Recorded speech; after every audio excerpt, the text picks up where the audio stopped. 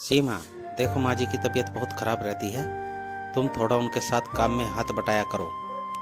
मैंने तो माँ जी से कई बार कहा है काम करने के लिए, लेकिन यह सब काम अपने आप ही करना चाहती हैं। अगर तुम घर में काम नहीं करोगी तो माँ जी इस बीमारी में सारा काम कैसे करेंगी? संतोष के कहने पर सीमा अगले दिन से सावित्री के साथ काम करने लगती है। कुछ दिन बाद सावित्री की तबीयत खराब रहने लगती है। अब सारा काम सीमा को करना पड़ रहा था। सीमा का स्वभाव एकदम बदल गया। अब वह सावित्री से बात नहीं करती थी। बहू, क्या बात है?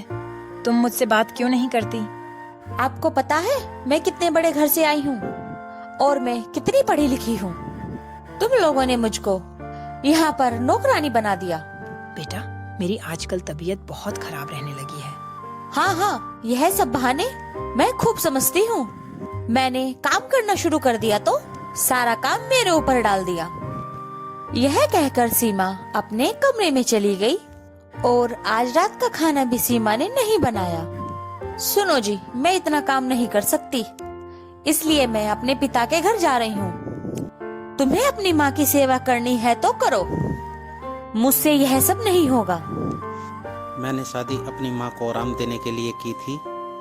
अगर तुम भी घर का काम नहीं करोगी तो माँ को इस बुढ़ापे में आराम कैसे मिलेगा?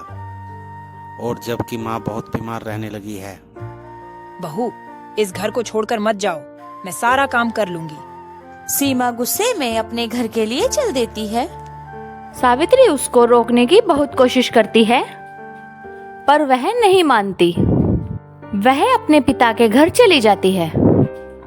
माँ, तुम क्यों रो रही हो? उसका गुस्सा कम होगा तो वह आ जाएगी। बेटा, तू उसको लेकर अभी आ, और जब तक वह नहीं आए तो भी उसके साथ ही रहना। अब खड़े खड़े मुंह क्या देख रहा है?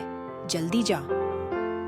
माँ, मैं तुम्हें इस हालत में छोड़कर कैसे जा सकता हूँ? तुम्हारी तबीयत बहुत खराब है। मैं अन्न जल त्याग दूंगी और मर जाऊंगी। नहीं तो जल्दी जा और बहू को लेकर आ। जैसे वह कहती है वैसे कर।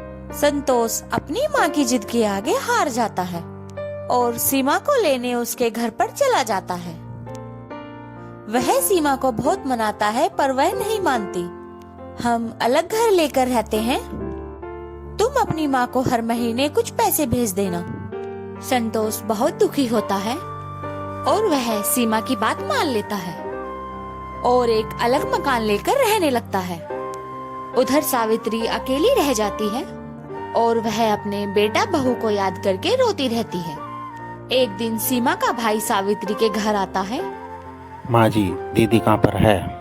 बेटा, संतोष और बहू दोनों अब अलग मकान लेकर रहते हैं। यह कहकर सावित्री सारी बात बताकर रोने लगती है। माँ जी, मैं ऐसा सोच भी नहीं सकता था कि मेरी बहन ऐसा करेगी। मैं तो अपनी पत्नी के साथ शहर में रहता हूँ। आज दीदी से मिलने का मन हुआ तो यहाँ पर चला आया, और इतनी बड़ी बात मेरे माता पिता ने भी मुझे नहीं बताई। यह कहकर राजेश वहाँ से चला जाता है। कुछ दिन बाद सीमा अपने पिता के घर जाती है। सीमा अपने भैया भाभी को देखकर बहुत खुश होती है। भैया, आप कब आए? मुझसे मिलने क्यों नहीं आए? माँ पिताजी कहाँ पर हैं? मेरी पत्नी माता पिताजी के साथ रहना नहीं चाहती थी, इसलिए मैंने उन दोनों को घर से निकाल दिया। और तू भी अब कभी यहाँ मत आना। भैया, आप मुझे कितना प्यार करते हो और यह कैसी बात कर रहे हो? इस उम्र में माँ पिताजी कहाँ पर जाएंगे? आप उनके साथ ऐसा कैसे कर सकते हो? यह कहकर सीमा जोर जोर से रोने लगती है। जब तुम अपनी सास के साथ ऐसा कर सकती हो तो मैं ऐसा क्यों नहीं कर सकता? मैं भी तो तुम्हारा ही भाई हूँ। यह सुनकर सीमा को अपने किए पर पछतावा होने लगा और सीमा संतोष से माफी मांगती है। चलो माँ जी के पास चलते हैं, मैं उनके पांव पर गिरकर माफी मांग लूंगी। दूसरे कमरे में राजेश अपने माता पिता और पत्नी के साथ आता है। मैंने तुम्हें सबक सिखाने के लिए माँ पिताजी को छुपा दिया था ताकि तुझे तेरी गलती का एहसास हो सके। सीमा संतोष को लेकर सावित्री के पास आ जाती है और तीनों खुशी खुशी रहने लगते हैं।